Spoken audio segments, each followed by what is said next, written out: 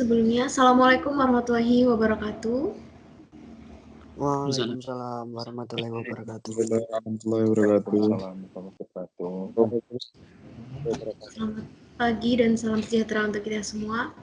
Halo, selamat datang kembali NCL Lovers Angkatan 29. Senang sekali pagi ini kita bisa bertemu lagi dalam kegiatan sharing session dan pengenalan departemen bersama NCL Madiun. Setelah minggu kemarin kita mengenal beberapa departemen yang ada di NCL Madiun, hari ini kita akan kembali mengenalkan untuk departemen housekeeping. Departemen ini punya peran penting dalam dunia perhotelan, tentunya sangat menarik untuk kita pelajari lebih dalam.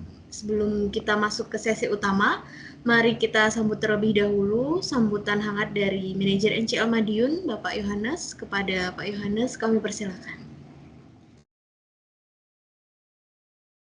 Terima kasih banyak Ms. Puspa atas kesempatan yang diberikan kepada saya.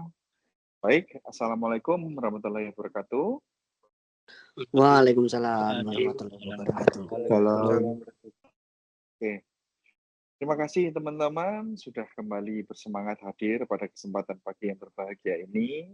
Kita masuk di sesi kedua, hari yang terakhir. Nah, setelah seminggu kemarin kita belajar sesi pertama, sesi kedua. Sudah belajar F&B service dan juga front office. Hari ini sesi kedua, hari terakhir, kita belajar tentang housekeeping ya. Materinya cukup menarik, kita nanti belajar kalau teman-teman yang tertarik untuk masuk ke dunia housekeeping, bisa nanti belajar tentang peralatan-peralatan apa saja dan lingkungan kerja apa saja yang nanti akan kalian pelajari atau kalian kerjakan selama menjadi seorang housekeeping attendant ya. Dan juga nanti kita akan ada sesi yang kedua dari alumni NCL Madiun yang nantinya akan membahas tentang program yang sangat menarik ya. Ini alumni kita yang dia sudah sukses di Amerika. Kemarin saya dengar katanya dia beli mobil, sudah punya mobil di Amerika, hampir punya mobil di Amerika. Nanti silahkan bisa di-sharing seperti itu. Ada Mas Fatih yang ikut program Dewan yang ada di Amerika. Seperti itu nanti akan jadi pembicara kedua. Seperti itu ya teman-teman. Sekali lagi saya mengingatkan, mulai dari angkatan 29 ini, kita tidak akan ada pembelajaran pengenalan departemen. Pembelajaran pengenalan departemen terjadinya hari ini atau pada kegiatan Microsoft Teams seperti ini. Jadi mohon teman-teman bisa segera menimbang mana yang baik, mana yang terbaik buat diri kalian. Apakah ingin masuk ke front office, F&B service, dan housekeeping. Semua departemen baik. Yang tidak baik adalah jika kalian tidak milih sesuai dengan kemampuan kalian. Jadi mohon sangat diperhatikan, kira-kira mempertimbangkan mana departemen yang cocok buat teman-teman ya. Oke, silahkan untuk meningkat waktu saya kembalikan kepada Ms. Puspa, dan Ms. Puspa nanti bisa mulai untuk pembelajaran dari para pengajar dan juga alumni. Terima kasih. Saya akhiri, wassalamualaikum warahmatullahi wabarakatuh. Waalaikumsalam. Waalaikumsalam warahmatullahi wabarakatuh. Terima kasih banyak Pak Yohanes atas sambutannya. Selanjutnya kita akan langsung masuk ke sesi materi pertama yang akan disampaikan oleh Pak Kafid, pengajar housekeeping di NCL Madiun, yang akan memperkenalkan lebih dalam tentang dunia housekeeping. Kepada Pak Kafid, kami persilakan. Assalamualaikum warahmatullahi wabarakatuh. Waalaikumsalam warahmatullahi Waalaikumsalam wabarakatuh.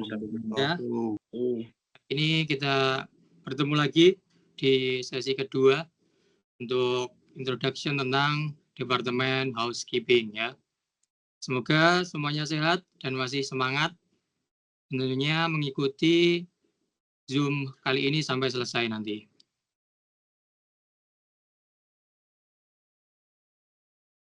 Untuk suara saya bisa didengar ya? Bisa. Itu setelah kemarin kita sudah menjelaskan itu beberapa materi tentang housekeeping, yaitu apa sih itu housekeeping, pengertian housekeeping, dan juga struktur organisasi dari housekeeping, dan sedikit tentang areanya. maka hari ini di pertemuan kedua kita juga akan lebih mendalami lagi tentang housekeeping, yaitu tentang area kerja dan juga peralatan-peralatan yang akan dipakai oleh housekeeping bekerja nantinya. Ya, jadi materinya adalah area kerja dan peralatan housekeeping.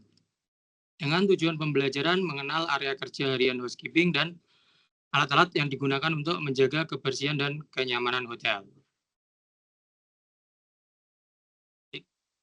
Next.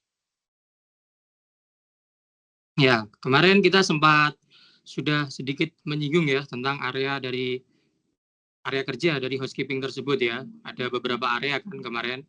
Nah, di sini kita akan kembali mengenal lebih dalam tentang area kerja tersebut. Ya, di sini ada area guest room ya atau kamar tamu.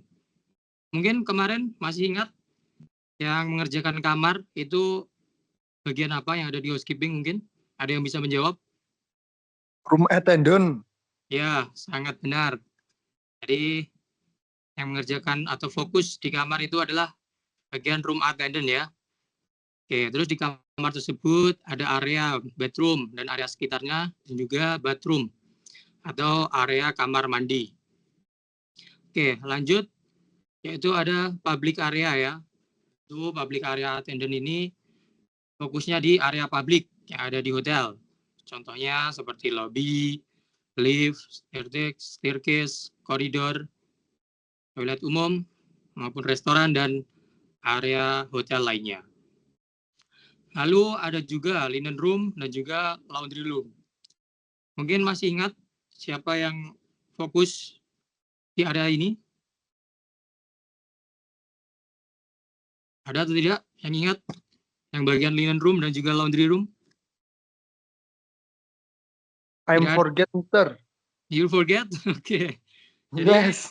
saya jelaskan lagi ya untuk yang linen room dan juga laundry room itu adalah bagian dari laundry attendant ya. Mereka akan fokus di situ ya. Jadi tempat penyimpanan linen bersih dan kotor, pengelolaan stok handuk, spray, duvet, bedsheet, dan lain-lain. Pokoknya itu tugasnya dari laundry attendant. Oke, sudah jelas ya untuk bagiannya ya. Pokoknya yang guest room atau kamar tamu itu room attendant, lalu yang ada di area publik itu public area. Terus di bagian linen room atau laundry room itu adalah laundry attendant.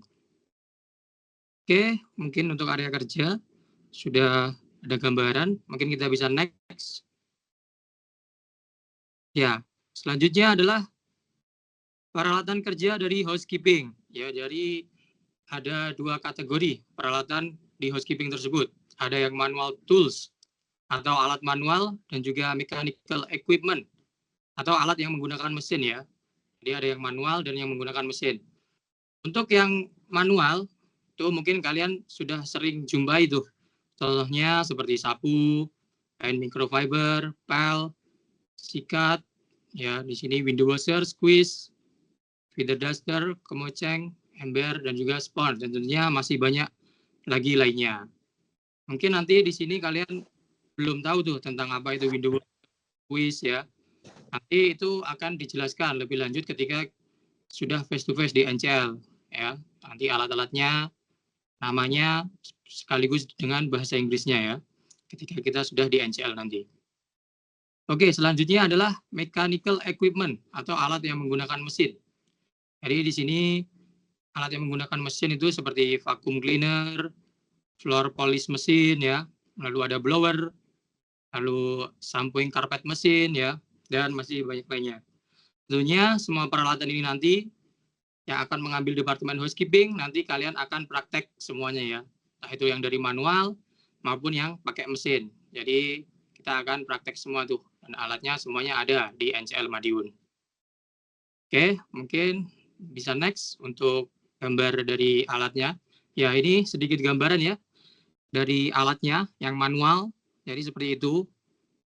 Ada itu sapu ya kan, ada toilet bowl brush, lalu ada hand glove atau sarung tangan, mungkin ada sponge, ya pokoknya itu yang tidak pakai mesin, jadi seperti itu. Terus yang pakai mesin atau mechanical equipment itu seperti vakum ya, akan membutuhkan listrik untuk menyalakannya, jadi seperti itu.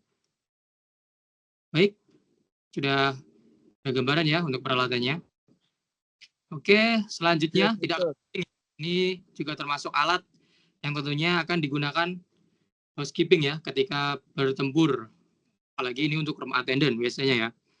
Ini namanya adalah room by trolley chart atau kalian bisa singkat trolley saja juga tidak apa-apa sih. Ya. Jadi di situ ada gambaran ya nanti. Itu pun di NCL nanti juga akan ada alat yang seperti itu ya. Jadi apa sih itu?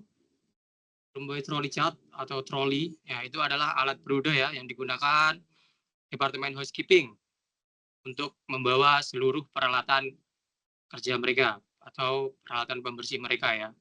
Nah, di situ contohnya mungkin di situ ada linen bersih yang ditaruh di rak-raknya ya. Linen bersih seperti bedsheet, lalu duvet cover maupun towel ya. Towel atau handuk. Dan tentunya towel itu tidak hanya ada satu. Mungkin nanti akan ada bath towel, hand towel, ya, face towel dan juga bath mat yang digunakan dengan tujuan mereka masing-masing ya. Bath towel itu digunakan untuk mungkin bisa untuk mandi, lalu face towel untuk muka, hand towel untuk tangan dan juga bath mat digunakan untuk kaki, untuk keset ya. Jadi seperti itu. Lalu lanjut ada di situ di peralatan itu juga akan ada amenities kamar mandi ya. Contohnya yang akan ditaruh di atas itu ya. Mungkin kalian bisa lihat gambarnya di situ. Ada sabun, sampo, shower cap, tisu, tentunya masih banyak lagi ya, seperti conditioner, maupun toothbrush, pasta gigi, ataupun odol ya, toothpaste, jadi seperti itu. Lalu selain amenities kamar mandi, juga akan ada amenities yang akan dikasih di room ya. Contohnya seperti coffee, tea, gula ya, dan tentunya masih akan banyak lagi nantinya. Yang tentunya nanti kalian semua akan pelajari di NCL Madiun. Ya. Oke, selanjutnya mungkin akan ada alat pembersih di situ ya, juga seperti lap microfiber, sikat maupun feather duster ya atau kemoceng yang akan ditaruh di situ. Lalu mungkin ada perlengkapan tambahan seperti kantong sampah, lalu ada air freshener ya, lalu ada plastik laundry. Nah, itu untuk peralatan tambahan.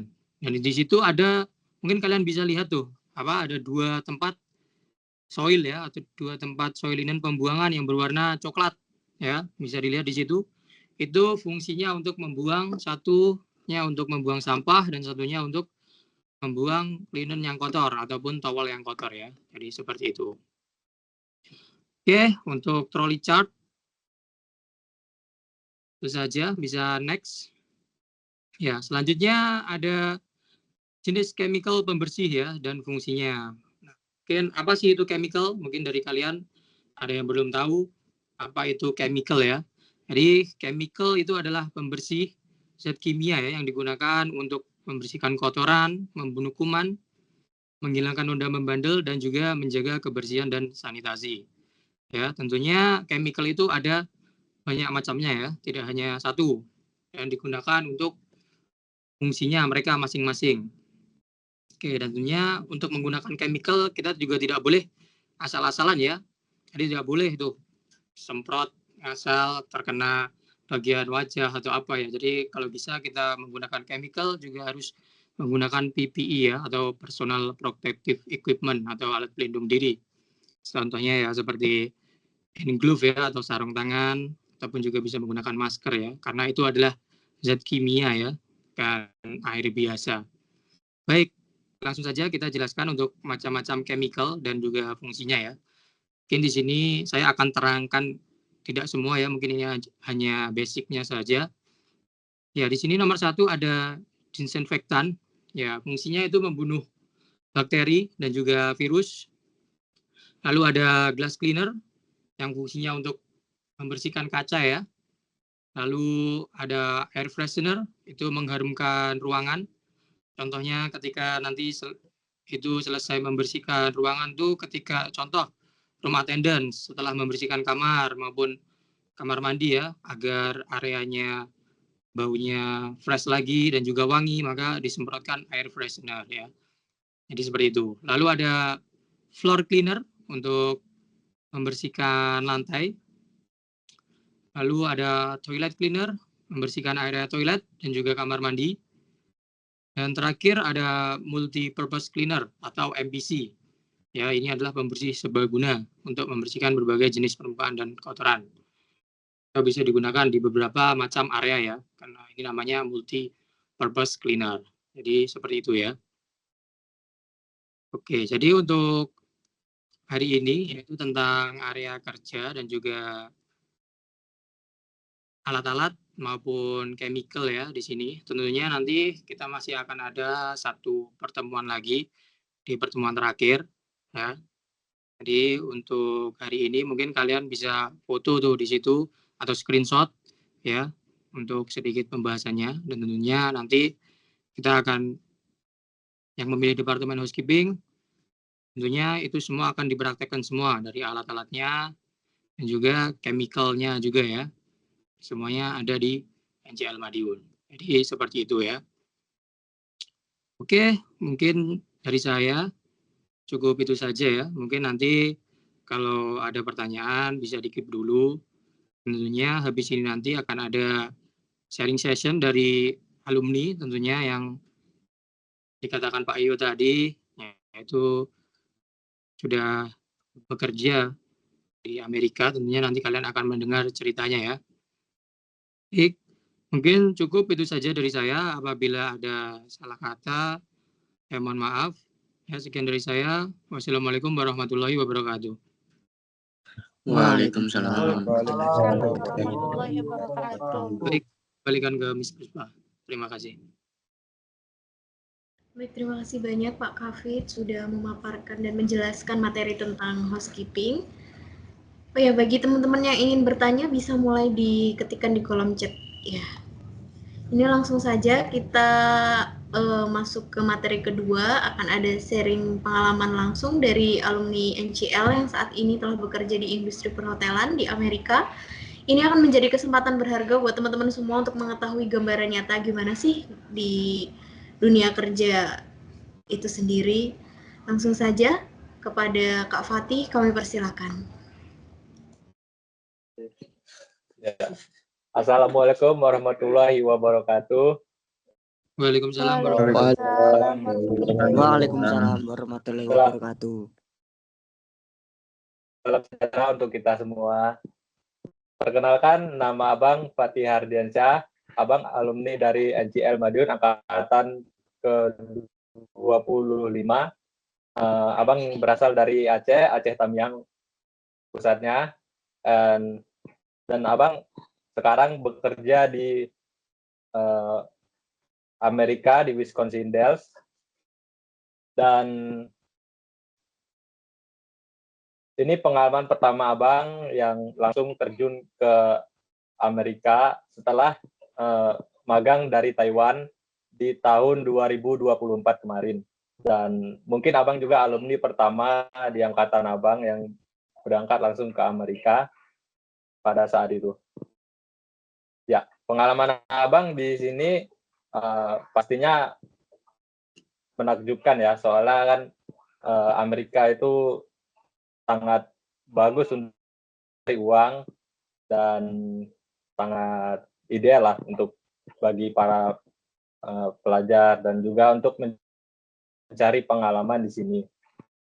Kalau untuk pengalaman, saya pengalaman waktu itu di Taiwan ya, untuk setelah 6 bulan belajar dari NCL, terus Abang memutuskan untuk berangkat ke Taiwan dan di situ belajar tentang hospitality, tentang room attendant ya, yang di bagian kamar itu.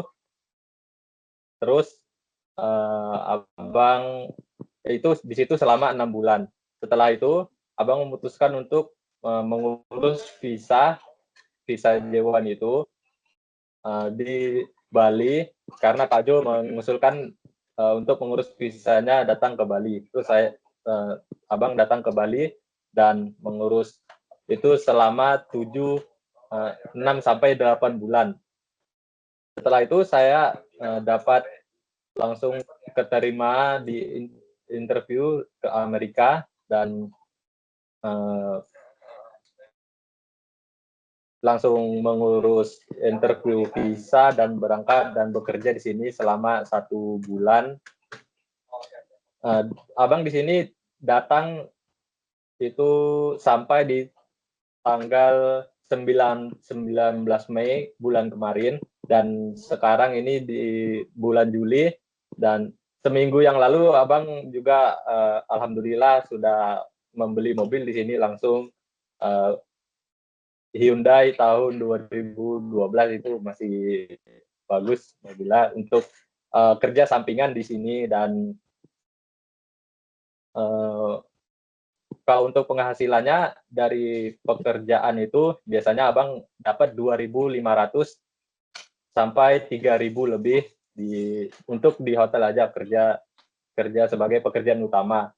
Dan mungkin nanti untuk kerja sampingan bisa dapat lebih untuk bayar uang kos atau apa gitu kan. Ya begitulah kondisi di sini kan, kita harus sering menabung gitu. Kalau untuk pengalaman bekerja di sini abang satu hari itu 7 sampai 8 kamar itu membersihkan kamar suite ya. Itu di dalam kamarnya ada kitchen, ada kayak dapur, terus kasurnya itu ada 3, dan ada banyak kayak membersihkan kamar yang adjoining room, kayak kamarnya itu gabung dalam satu ya, begitu dah. Untuk membersihkan kamarnya, satu kamar itu abang bisa dapat sampai 2 jam, itu untuk minimal pembersihan. Itu kamar yang paling besar untuk suite room-nya. Dan yang paling kecil itu ada kamar hotelnya, itu palingan 30 menit. Ya, segitu saja pengalaman yang abang bisa berikan untuk adik-adik yang pengen masuk ke housekeeping. Kalau menurut abang, housekeeping itu pilihan yang tepat sih. Soalnya kita itu kerja itu tekanannya sedikit, cuman capeknya yang lebih banyak sedikit lah. Kalau soal tekanan dari tamu itu jarang. Biasanya kebanyakan itu tamu komplain itu ke front office ya, itu banyak banget. Tapi kalau ke housekeeping kita hanya fokus membersihkan kamar, ya palingan nanti kalau misalnya kita salah, kita berhadapan sama supervisor kita, dan itu juga nggak terlalu nge-pressure ya, itu udah biasa. Dan mungkin kita itu hanya capek untuk membersihkan kamar, dan kita itu kerja nggak terasa gitu. Nanti kita jam 9 kerja, tahu-tahu udah jam 4 gitu. Kita nggak nunggu waktu, tapi kita kayak olahraga gitu atau gimana membersihkan kamar gitu. Ya segitu saja yang bisa abang sampaikan untuk adik-adik yang pengen ke housekeeping gitu. Dan selebihnya saya kembalikan ke Miss Puspa Widya. Terima kasih. Baik, terima kasih banyak Kak Fatih sudah membagikan pengalamannya kepada teman-teman NCL Angkatan. Ini langsung saja kita masuk ke sesi tanya jawab. Ini sudah ada pertanyaan dari Kak Wahyu. Kak Fatih, izin tanya dulu, Inggrisnya belajarnya berapa lama, terus dulu Inggrisnya privat di mana? Mungkin Kak Fatih bisa menjawab. Oh ya, untuk bahasa Inggris abang sebenarnya masih kaku ya, nggak terlalu jago. Dulu setelah lulus dari SMK, saya itu dari SMK perkapalan ikan, tapi kapal ikan, dan saya memiliki mimpi pengen terjun ke kapal pesiar pada waktu itu. Dan saya waktu itu kelas 3 SMK dan pengen mencari sekolah yang bisa membawa saya ke kapal pesiar. Pada saat itu saya searching dari Google ya, menemukan NCL Madiun, dan saya buka Instagram, kayaknya terlihatnya menarik ini. Terus saya masuk ke NCL Madiun. Nah, dari situlah saya belajar bahasa Inggris. Kalau untuk housekeeping itu bahasa Inggris sebenarnya nggak terlalu dipikirin gitu. Gimana? Yang penting kita itu ngerti aja apa yang supervisor kita bilang, dan kadang kan tamu itu request kan, kadang dia minta extra towel atau tisu gitu, kita ya tinggal kasih aja terus sudah selesai gitu. Nggak terlalu ketat lah kalau untuk housekeeping, tapi ya kita harus tetap belajar juga kan, namanya dunia hospitality, harus tetap meningkatkan bahasa Inggris kita supaya lebih jadi baik.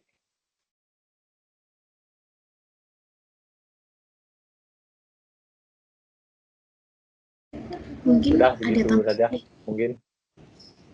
mungkin ada tambahan dari Pak Yohanes. Baik, seperti biasa Mas Yusuf, nanti saya ambil alih ya untuk sesi pertanyaan ini. Kak Fatih ini memang orangnya tekun ya, saya rasa. Saya pernah mengajar Kak Fatih, dia itu orangnya tekun, mau belajar dari kesalahan-kesalahannya. Setiap kali ada sesuatu yang dia ucapkan dalam belajar bahasa Inggris dan tanpa salah, dia mau memperbaiki diri dan esok harinya sudah dia bisa langsung menyesuaikan seperti apa yang dari standarnya, seperti itu ya. Jadi memang Kak Fatih ini belajar bahasa Inggrisnya tekun sekali ini, saya rasa. Dulu Kak Fatih pernah private atau les bahasa Inggris nggak? Private bahasa Inggris nggak pernah saya. Waktu itu pernah sama Miss Gisma 1 bulan, itu masuknya dua kali 1 minggu itu, yaitu cuma itu doang private bahasa Inggris ya. Setelah itu nggak pernah lagi. Ya saya belajar dari internet, listen musik, dengerin musik, terus waktu di Taiwan juga saya belajar juga dengan bahasa Inggris dengan manajer saya kan langsung itu. Waktu di Taiwan itu manajer saya itu orang Malaysia dan dia bisa bahasa Inggris. Jadi saya ya setiap hari kalau ketemu itu ngomongnya bahasa Inggris terus. Jadi kayak biar terbiasa gitu. Ya kita improve sendiri dan akhirnya sedikit kan improve bertambah dan menjadi lebih bagus. Ya, itu jadi yang utama ya teman-teman. Kalau teman-teman pengen mungkin sekarang kesulitan lagi belajar bahasa Inggris, hal yang utama ketika kalian sudah menguasai atau mengerti konsep-konsep bahasa Inggris, jangan disimpan dalam hati, tapi tetap harus di-sharingkan atau disampaikan bersama dengan teman-temannya, bersama pengajar, ataupun juga bersama dengan staff-staff yang lain ya. Mostly staff di NCL Madiun itu speak English kok. Jadi if you want to speak English with the lecturer, ya, the instructor, they will answer you in English too. Ya. Pak Rafid juga bisa bahasa Inggris juga. Kita lanjutkan pertanyaannya. Kak Fatih, berapa jam kerja di hotel? Kok masih bisa mencari kerja sampingan? Coba, nih bisa diceritakan nih. Oh ya, Bagaimana? untuk kerja di hotel kita standarnya itu 7 sampai 8 jam ya di hotel saya ini. Cuman bisa lebih kalau misalnya banyak tamu. Saya masuk itu jam 9, jadi jam 8 saya sudah prepare dan pergi ke hotel. Sampai jam 9 kita ada kumpulan dulu membicarakan tentang cara tugas-tugas tambahan untuk housekeeping. Ya, biasanya kan di housekeeping itu ada tugas tambahan kayak enggak yang setiap hari harus dibersihkan gitu. Tapi nanti ada tugas yang ya biasanya hari ini membersihkan ini, hari ini fokus kepada ini gitu. Kayak lebih fokusnya gitu. Jadi 1 hari itu kerjanya ya 7-8 jam, kadang bisa lebih, dan saya itu biasanya pulang itu jam 5 atau jam 9. Nah, setelah itu kan kita free itu dari jam 5, kita bisa cari kerja di luaran gitu. Dan itu sangat bagus banget buat saya ya. Dan mungkin buat teman-teman kalau ada yang tertarik setelah dari NCL langsung ke Amerika, bagus banget ini. Mungkin ya, tadi diungkapkan. Begitu aja, Sir. Jadi mau Kak Fatih ini kalau sekarang dia masih di hari Minggu ya, Kak, di sana ya. Ini kalau Di kita sini dari masih Senin ini, ya hari Minggu sore. Minggu sore ini. Sekitar jam Ya. setengah 10 ya, setengah 10 malam ya sana. Setengah 10 sore ya Ya. sana. Soalnya tadi jam 9 matahari belum turun ini, masih di samping matahari. Jam 9 malam masih panas ya. Masih sore ya. Maghribnya jam berapa itu kalau gitu? Masih sore. Tuh. Pagi di sini lebih cepat, jam 9 masih sore, tapi paginya di sini jam 5 matahari udah turun, udah naik. Jadi malamnya itu cuma sekitar berapa jam? 10 atau 9 atau 10 jam malamnya di sini. Oke. Dan itu mohon informasi Kak Fatih. Kalau jatah pekerjaannya kan 7 sampai 8 jam ya. Misal lebih dari 8 jam, hotel lagi ramai banget, itu dihitung lembur ya? Kalau di hotel saya itu tidak dihitung lembur, Sir. Cuman dia kayak kita dapat jamnya gitu. Kadang kalau misalnya kalau di Amerika ini juga kalau memberikan lemburan itu sangat beresiko ya, soalnya kan lemburan di sini itu dikali 2 dari jam kita normal biasa itu. Jadi mereka itu tidak tidak memberikan lemburan, tapi kerja tambahan gitu. Jadi kayak tambah jam karena gajinya juga akan sudah besar gitu. Jadi kita ya daripada kita sebenarnya ngambil second job dari luar tuh biasanya kan bayarannya lebih mahal, kita kerja ekstra di hotel itu dan uangnya lebih banyak gitu. Oke. Kita lanjutkan pertanyaannya ya. Kak Neta Olina, Kak Fatih izin bertanya, kemarin waktu proses keberangkatan J1-nya habis berapa Kak? Mengenai biaya ya. Ya. Untuk mengenai biaya, kemarin itu saya bayar ke dua agensi, satu di Amerika dan yang satu agensi di Indonesia ya, agensi yang di Bali. Untuk agensi yang di Bali itu total 4,5 juta, terus agensi yang di Amerikanya itu 11 jutaan. Dan kita itu menggunakan sponsor ya untuk masuk ke Amerika dan 65 jutaan. Dan setelah itu kalau kita semuanya sudah lulus, kita mengurus tiket berangkat sendiri, terus minimal uang tambahan untuk kita 1 bulan lah, itu sekitar 20-an juta atau berapa gitu. Total Abang kemarin itu sekitar 140 jutaan dan itu mungkin lebih dikit ya, sekitar 140 jutaan. Dan itu kalian gak usah takut karena di sini ya 3 atau 4 bulan uang itu sudah balik lah.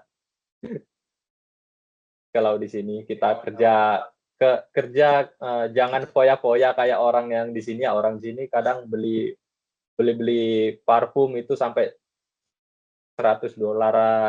Mereka berani lah gitu. Tapi ya kalau kita mode sistem saving gitu kan, yang penting makan terus kerja, saving uang bisa lebih hemat gitu, lebih bagus. Ya, memang program J1 ini yang disampaikan Mas Fatih ya, kita punya program J1 juga. Untuk biaya modalnya memang sangat besar, bukan saya nggak bilang, saya nggak memungkiri itu, memang sangat besar. Namun hasil yang didapatkan oleh Mas Fatih juga sangat besar ya. Kalau teman-teman tadi dengerin, dia bisa per bulan 3.000. 3.000 itu kalau kita kurskan hari ini, coba saya lihat ya di Google ya, 3.000. 3.000 ya, itu dapat 48.721.000. Itu gajinya per bulan. Sebulan itu Mas Fatih dapat 48 juta. Itu ya. Jadi memang apa yang dikatakan Mas Wati tadi bilang Ya. dalam waktu 3 bulan sudah balik modal. Itu sudah, ya. Itu ya. Dan bahkan dia sudah bisa beli mobil sendiri itu sekarang.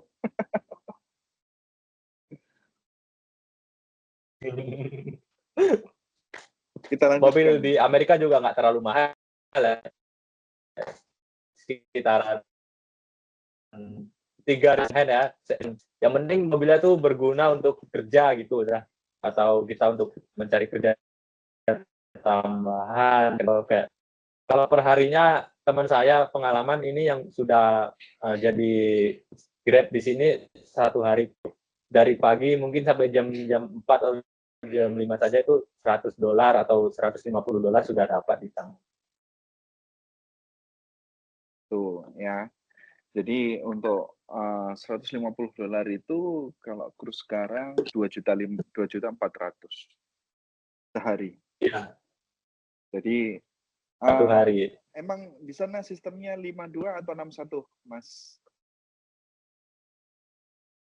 Di sini sistemnya 52 ya. Tapi kalau hotelnya itu benar-benar butuh pekerja, itu biasanya 1 minggu atau apa full kerja. Soalnya kita di sini juga kalau libur itu bosen, jadi ya mending kerja aja gitu. Ya, seperti itu. Tapi kalau mereka disuruh masuk tetap ada uang pengganti ya, Mas ya? Ya, ada uangnya. Ya, seperti itu. Oke ya, jadi memang program J1 ini biaya modalnya besar, namun apa yang kalian dapatkan juga sangat besar saya rasa kalau dikurskan dalam Indonesia ya. Selanjutnya dari Mas Raditya Irsan, izin bertanya Kak Fatih, interviewnya untuk di J1 itu mudah atau sulit? Untuk interview di J1 itu nggak sulit, tapi kalian harus bisa gitu menjawab. Soalnya dari pengalaman Abang, kemarin itu Abang gagal interview di Regency Dallas, itu Hyatt Regency Dallas itu Abang gagal interview karena ya di bahasa juga ya. Terus Abang push terus bahasa Inggris, pokoknya belajar dari kesalahan dan akhirnya Abang bisa mendapat yang lebih baik, jauh lebih baik. Waktu itu di Hyatt Regency itu hotelnya besar ya, bintang 4, kamarnya ada sekitar 1.500-an kamar. Cuman waktu itu gajinya saya dapat lebih kecil dari yang sekarang. Karena Abang belajar dari kesalahan, terus Abang berusaha, akhirnya dapat yang lebih baik. Ya, lebih besar dari yang kemarin. Oke. Jadi interviewnya apakah mudah atau sulit? Apa jawabannya berarti? Mudah atau sulit? Medium ya? Jawabannya masing-masing. medium. Tergantung masing-masing. Ya kalau belum bisa bahasa Inggris pasti akan bilang sulit ya. Ya, kalau untuk ya sir, betul. Kalau nggak bisa bahasa Inggris pasti bilang sulit. Tapi kalau menurut Abang sih interviewnya mudah ya. Soalnya di sini untuk menjadi pegawai orang Amerikanya sendiri, untuk menjadi pegawai di hotelnya itu lebih sulit daripada kita menjadi J1 ya. Karena mereka ada beberapa tahapan interview. Tapi kalau J1 ini cuma 1 kali interview langsung lolos gitu. Oke, kita lanjutkan. Dari Kak Rangga Fernando Putra Hidayat, izin bertanya Kak Fatih, boleh tidak berikan contoh percakapan ketika bekerja di luar negeri? Ini dites bahasa Inggrisnya. Kalau skipping nggak terlalu percakapan, percakapan. Biasanya housekeeping ya nggak terlalu banyak percakapan. Biasanya itu kalau pagi driving itu percakapannya ya palingan kita mendengarkan saja apa yang dibilang sama manajer kita, terus nanti kita itu hanya fokus untuk bekerja, membersihkan gitu. Jadi percakapan itu kemungkinan dengan tamu itu sangat jarang. Bahkan nggak ada percakapan dengan tamu, mungkin dengan teman gitu kan ya kayak bercanda-bercanda, misalnya nggak ngerti juga palingan bisa ditranslate lah, bisa ditranslate pakai HP. Biasanya saya Oke. gitu kalau nggak terlalu ngerti kan, kadang kan ada yang Inggris, British, menggunakan British, dia nggak bisa accent Amerika gitu. Saya translate aja di HP, nggak apa-apa itu. Oke, Pak Kafid ini punya pengalaman waktu di Timur Tengah nih Pak Kafid nih. Pak Kafid mungkin bisa dicontohkan percakapannya itu seperti apa Pak Kafid? Ya mungkin kalau percakapan untuk kepada guest ya, nanti ketika contohnya kita mau membersihkan kamar tamu ya, saya berikan contoh saja, simple ya.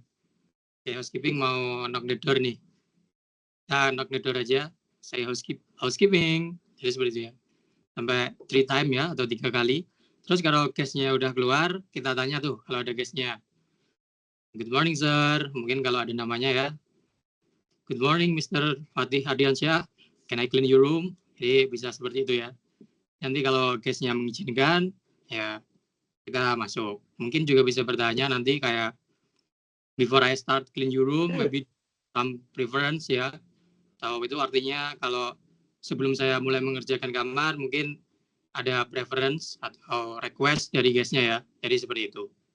Itu kurang lebih seperti itu. Dan tentunya nanti kita juga akan pelajari kok bagaimana cara berbicara dengan tamu, greeting kepada tamu, lalu cara mengerjakan kamar ketika tamu itu di dalam ya. Jadi seperti itu. Semuanya kita akan pelajari di NCL Madiun.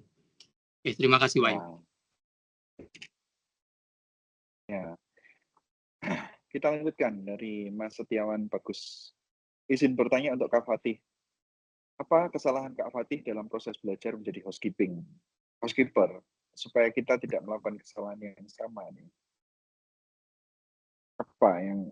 Penyesalan apa yang pernah kamu alami sebelum jadi seorang housekeeper?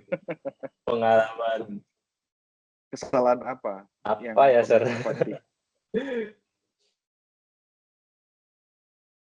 Kesalahan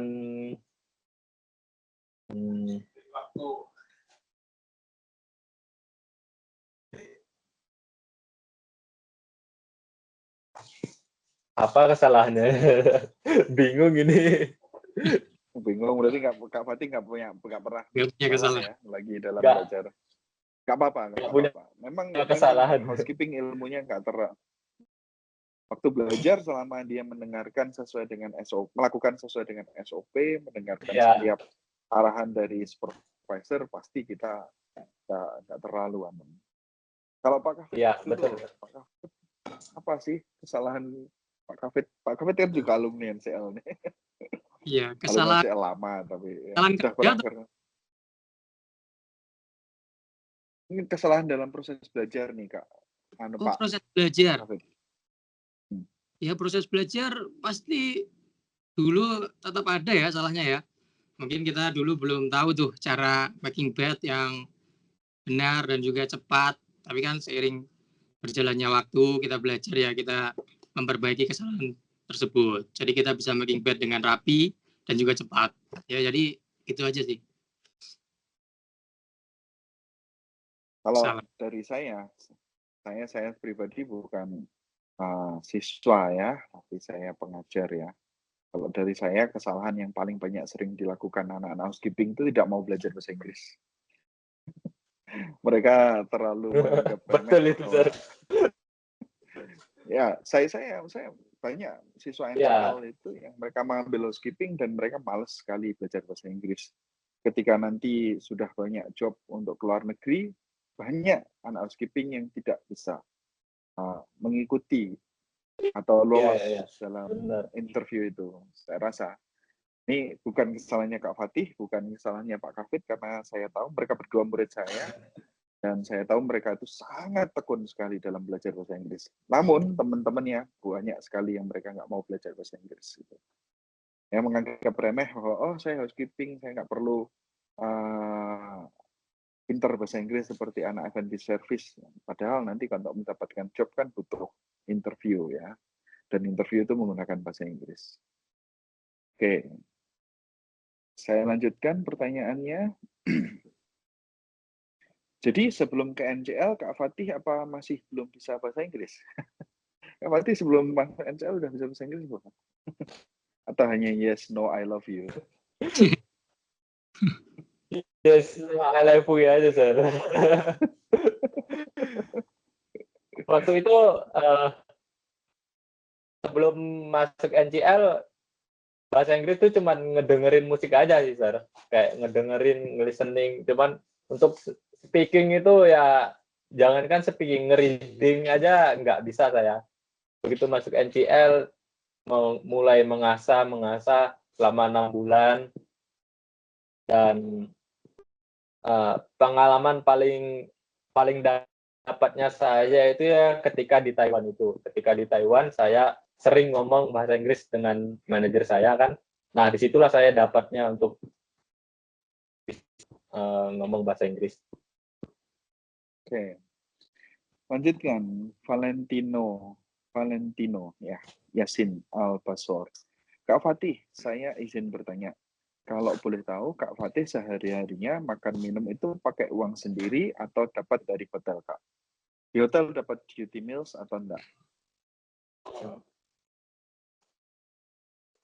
Kalau di hotel saya itu nggak dapat makan apapun, cuman biasanya itu manajer saya kan baik, biasanya dibawakan kayak dibuatkan kayak pizza atau makanan kayak kue gitu di pagi hari biasanya ada dibuatin. Kalau untuk biaya hidup saya di sini itu termasuk murah ya. Kadang kan saya dapat uang tip. Untuk dapat uang tip itu satu hari bisa 20 sampai 40 dolar di sini ya. Jadi ya tipping biasanya paling senang itu kalau ketemu tip. Itu untuk saya beli makanan gitu. Jadi Kak Fatih ini menerapkan gaji pokok di Kimban, makan harus dapat dari uang tip gitu ya. Makan nasi nggak Kak Fatih? Iya. Ini pertanyaan lanjutan. Di Amerika makan nasi nggak?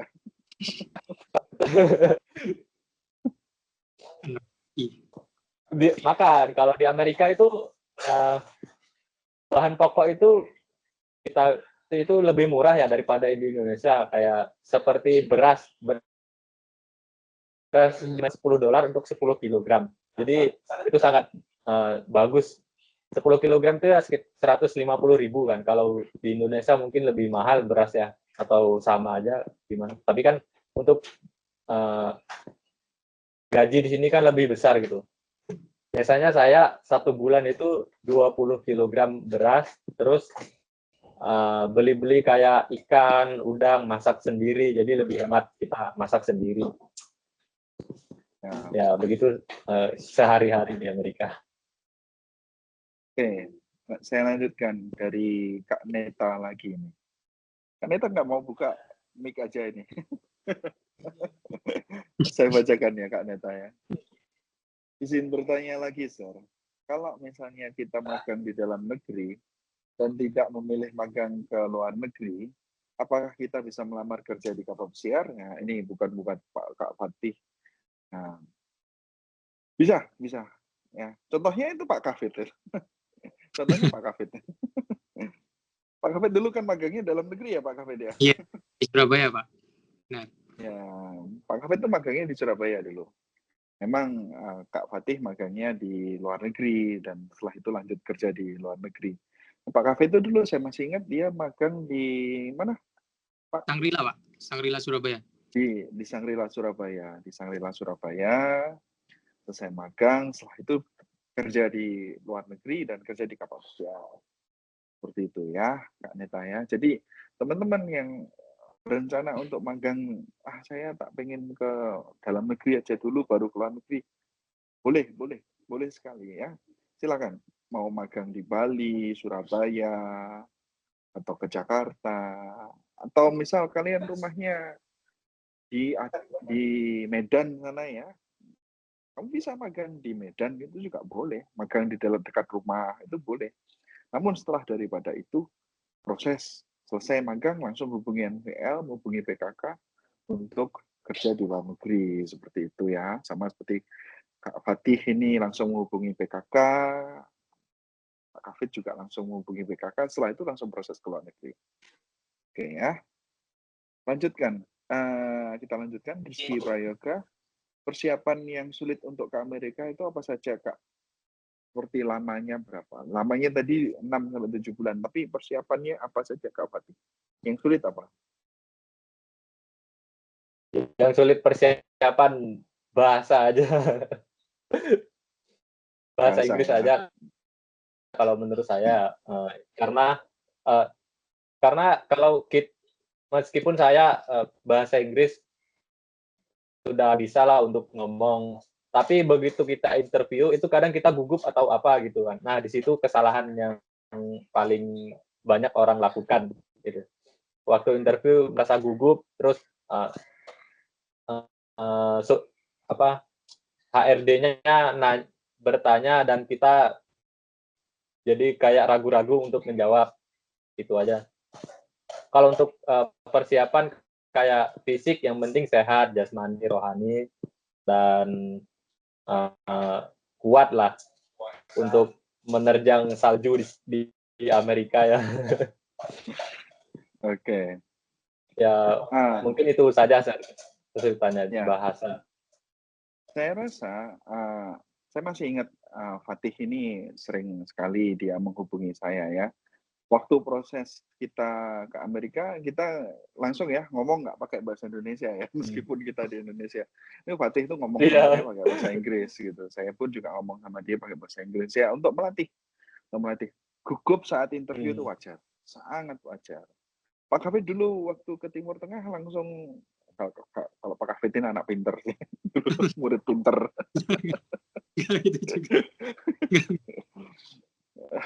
Pak Kafid dulu bisa bahasa Inggris nggak, Pak Kafid, sebelum masuk NCL? Gimana, Pak?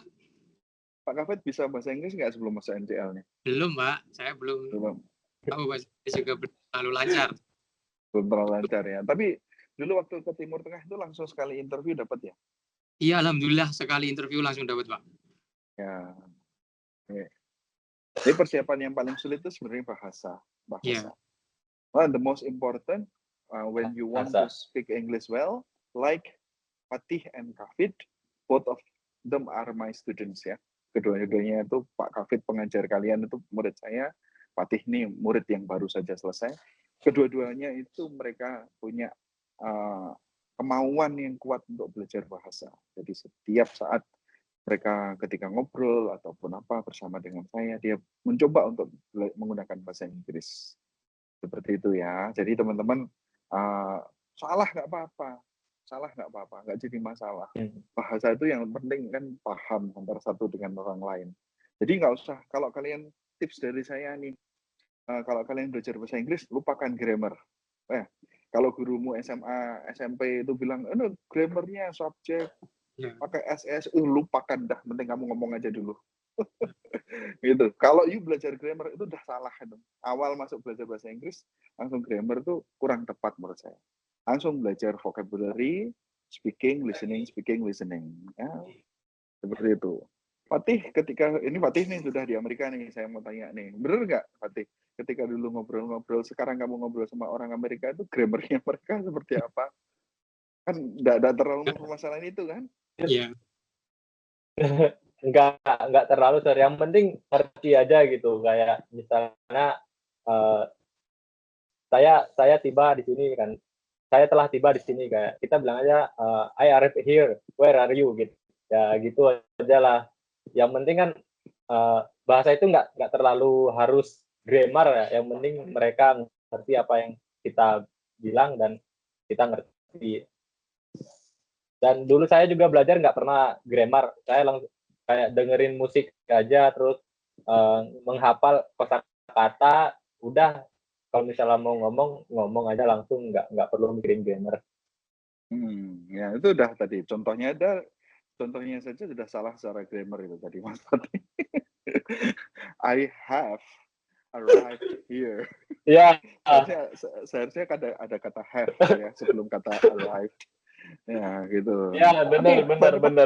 Tapi pada faktanya memang seperti itu. Ya. Pak Kafid, pengalamannya dulu waktu di Timur Tengah juga seperti itu kan Pak Kafid? Setuju sih Pak, setuju. Yang penting kita at least tahu lah ya. Mereka bicara apa, kita bisa membalas nggak perlu pakai grammar ya. Mereka tahu kok maksud kita apa, jadi seperti itu. Nah, Ya, so teman-teman, tips dari saya sebelum masuk di NCL dan saat di NCL nanti, it's quite important kalian tuh utamain dulu listening, speaking. Nggak usah belajar grammar dulu. ya. Grammar boleh, harus dipelajari, tetap harus dipelajari ya. Nanti seiring berjalan waktu saja, gitu loh. Masih ingat ya teman-teman waktu lahir diajarin apa sama bapak dan ibunya? Kan langsung tahu listening kan? Kak Neta ini kan lahir di Indonesia, gitu kan diajarin sama orang tuanya bahasa Indonesia. Apa ketika umur 3 tahun atau 4 tahun sudah diajari subjek, predikat, objek, keterangan waktu, keterangan tempat? Kan enggak.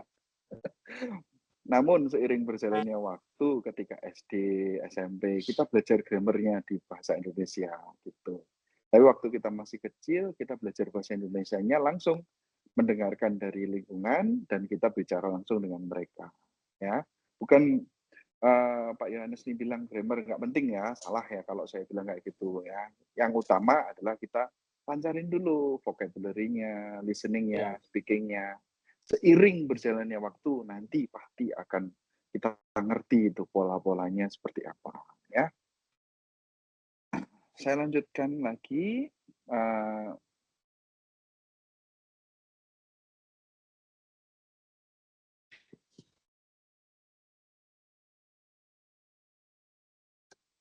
Dari Wahyu Prasetyo, Mr. Yohanes izin banyak, OJT di luar negeri biaya yang paling rendah berapa?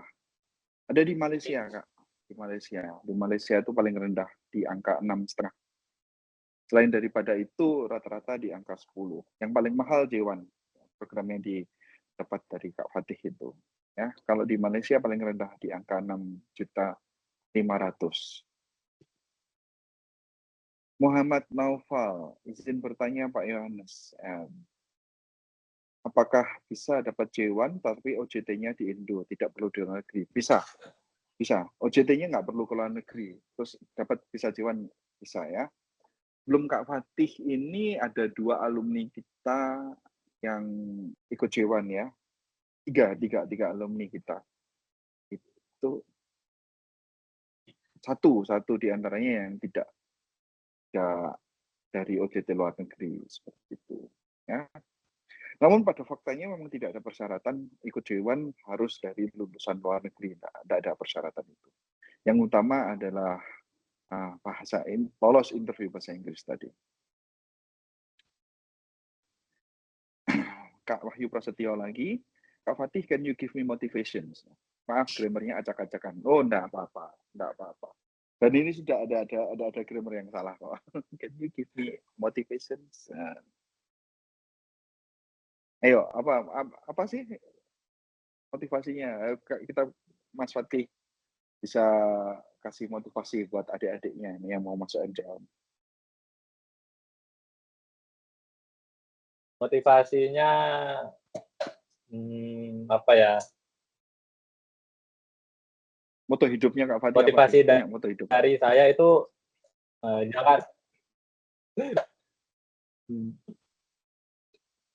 jangan pernah menyerah dengan apa yang sudah dimulai, dan perjuangkan apa yang sudah dimulai. Dan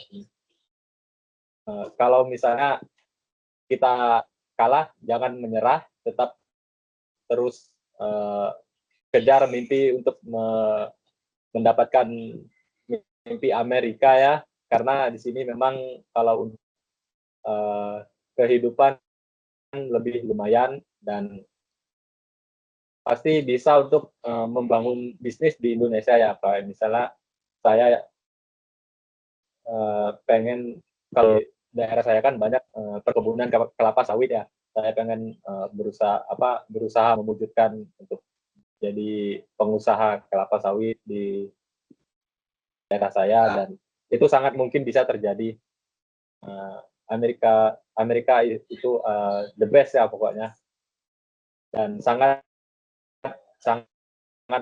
mungkin dan cepat untuk proses daripada negara-negara lainnya.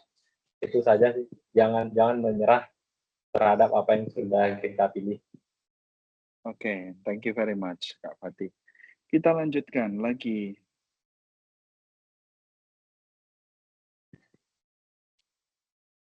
Izin bertanya, menurut kakak, atau menurut Pak Kafid dulu, pertama Pak Kafid dulu aja.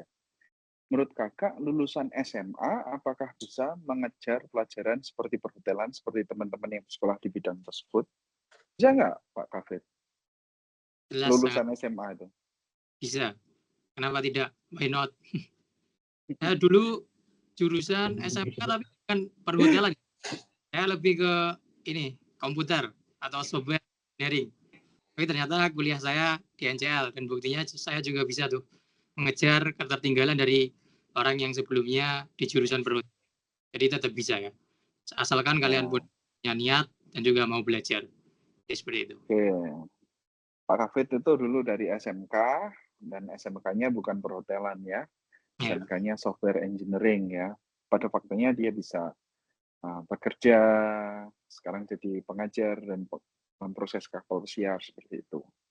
Ya, seperti kalau teman-teman tadi dengarkan, Kak Fatih juga seperti itu. Dia bukan dari perhotelan, tapi dari perikanan laut ya. Benar ya Kak Fatih ya? SMK-nya ya? Ya, perikanan di laut. Waktu itu pernah magang di Pati Juwana itu. Sekitar 3 bulan di tengah laut itu. 3 bulan nggak ada sinyal. Terus di tengah laut narik-narik jaring ikan itu. Oh, ternyata Kak Fatih dulu OJT-nya sebagai nelayan Ya. ya. Kita lanjutkan. Jadi nelayan. Kayaknya nelayan aja juga bisa kok jadi tukang bersih-bersih kamar sekarang ya. Lanjutkan dari Kak Rizky Prayoga. Menurut Kak Fatih, kita juga nanti bisa ke Pak Kafid juga. Apakah housekeeping ini akan terancam digantikan oleh AI? Karena sekarang banyak pekerjaan yang nggak terlalu sulit tapi sudah pakai AI. Pak Kafid, akan tergantikan nggak ini housekeeping dengan AI ini? Menurut saya itu, ya, apakah tergantikan dengan AI atau tidak? Mungkin sekarang masih belum ya. Karena mungkin kan kalau AI mungkin nanti kan harus menciptakan robot yang bisa membersihkan kamar dan juga tentunya banyak lagi ya gimana cara berinteraksi dengan guest. Menurut saya untuk sekarang sih belum ya. Ya. Saya juga setuju pendapat dari Pak Kafid ya, bahwa mungkin untuk di dunia perhotelan ini untuk housekeeping saya rasa sedikit ya kemungkinannya, walaupun tetap kita nggak boleh bilang itu nggak bakal tergantikan. Pada faktanya dulu kita mengerti bahwa ini nampaknya nggak tergantikan, ya tergantikan juga. Tapi untuk kedepannya nih saya rasa belum tergantikan. Dan kita juga mengerti bahwa sisi perhotelan itu industri hospitality ya. Jadi hospitality itu artinya ramah tamah. Dan hospitality inilah yang kemungkinan besar tidak dimiliki oleh AI. Ya. Gitu. Izin bertanya, untuk pembelajaran bahasa Inggris selain di sekolah dan English Clan, untuk tidak mengikuti camp, apakah bisa privat di luar jam pelajaran itu? Bisa, silahkan nanti menanyakan kepada pengajarnya ya, apakah mereka mau belajar jadi privat seperti itu. Bisa ya. Nanti kami akan beri informasikan kalau teman-teman sudah masuk di NCL ya. Kak Fatih, izin bertanya lagi, soalnya tadi kurang dengar. Kakak itu tidurnya udah disediakan hotel atau perusahaan, apa ngekos bayar sendiri? Kos bayar sendiri apa tidur di hotel, Kak? Disediakan hotel, Kak? Kita di sini untuk kos-kosannya itu disediakan dari hotel, tapi kita bayar per bulannya gitu. Jatuhnya berapa tadi? Bulannya itu sekitar 400, per bulannya $440. Ya, $440 itu per orang. Dan satu kamar itu ada 4 orang kami di sini. Ya, begitu dah. Tuh, jadi Untuk kos-kosannya disediakan sama perusahaan, cuma memang harus sewa ya, sewa. Ya, Ya, sewanya harus itu sewa, tadi yang bayar. Kak Fatih berikan adalah sebesar 400 Ya. USD ya. Jadi angka 3.000 dikurangi kos-kosan, dikurangi biaya makan tadi, masak sendiri lebih hemat, dan sebagainya. Masih bisa kok untuk apa itu nabung, masih bisa. Pada faktanya itu ini Kak Fatih udah Tapi mobil kan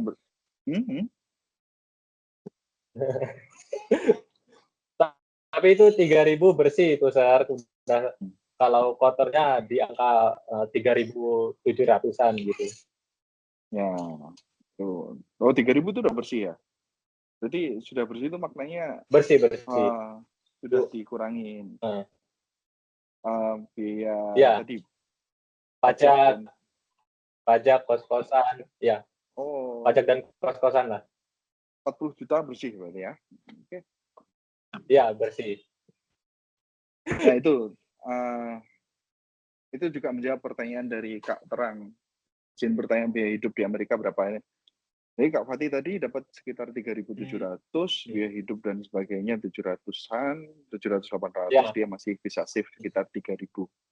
Sekitar 40 juta kalau pakai uang kurs sekarang ya, per bulan. Itu sudah bersih. Oke, mohon maaf izin bertanya, J1 tadi apanya Kak? J1 itu visa, jenis visa. Jadi kalau kalian keluar negeri, itu banyak sekali jenis visanya. Ya, salah satu visa untuk ke Amerika itu namanya J1. Ada visa J1, ada visa C1D. Ini Pak Kafit ini mau persiapan visa C1D ya, C1D seperti itu. Jadi jenis-jenis visa itu banyak sekali. J1 itu jenis visanya. Ya. Oke, saya rasa sudah semua terjawab ya. Yang pertanyaan dari Kak Terang juga sudah terjawab, biaya hidupnya tadi berapa. Seperti itu ya, teman-teman. Ada pertanyaan lagi? Cukup ya? Saya kembalikan kepada Miss Puspa. Baik, terima kasih untuk pertanyaan dari teman-teman. Seru sekali ya pertanyaannya. Semoga jawaban dari Pak Yohanes, Pak Hafid, dan juga Kak Fatih bisa menjawab rasa penasaran teman-teman semua ya. Ya, semoga apa yang disampaikan Pak Yohanes, Pak Hafid, dan juga Kak Fatih bisa jadi motivasi untuk teman-teman semua agar lebih yakin dan siap mengambil langkah terbaik dalam menentukan pilihan teman-teman. Semoga sharing session hari ini bisa memberikan gambaran yang lebih jelas dan juga bisa jadi bekal tambahan untuk teman-teman semua. Terima kasih banyak atas perhatian dan partisipasinya. Sampai jumpa di sharing session sesi berikutnya.